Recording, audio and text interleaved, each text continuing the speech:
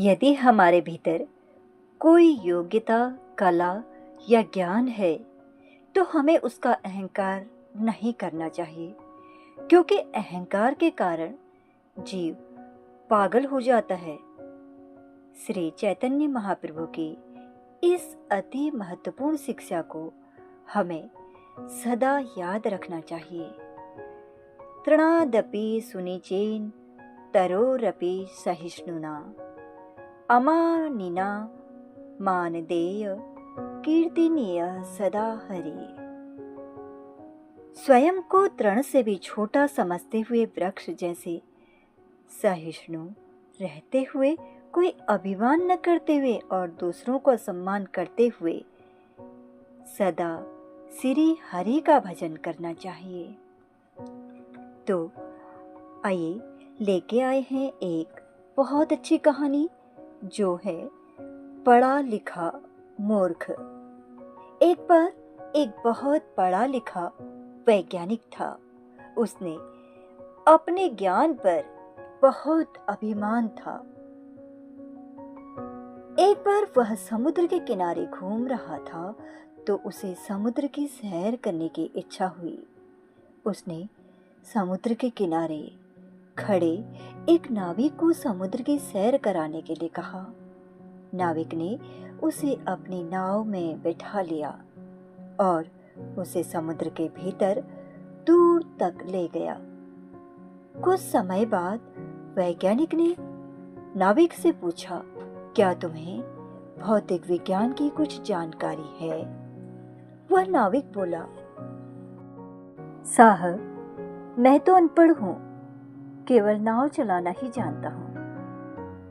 यह सुनकर वह वैज्ञानिक घमंड में भरकर बोला कि तुम्हारा 25% जीवन बेकार हो गया।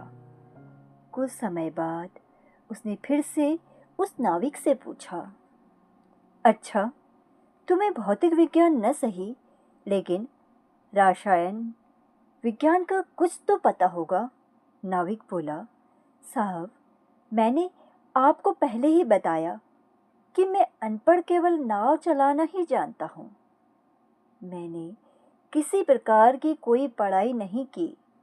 वैज्ञानिक बोला, फिर तो तुम्हारा 50% जीवन बेकार हो गया। थोड़ी देर बाद नाव का संतुलन बिगड़ने लगा और वह हिलने लगी। वैज्ञानिक ने घबराकर नाविक से पूछा, यह क्या हो रहा है? नाविक आगे ध्यान से देखकर बोला, साहब, लगता है आगे समुद्र में बहुत भयंकर तूफान आया है, जो तेजी से हमारी ओर बढ़ ही रहा है। नाविक ने वैज्ञानिक से पूछा, साहब, आपको तैरना तो आता है ना?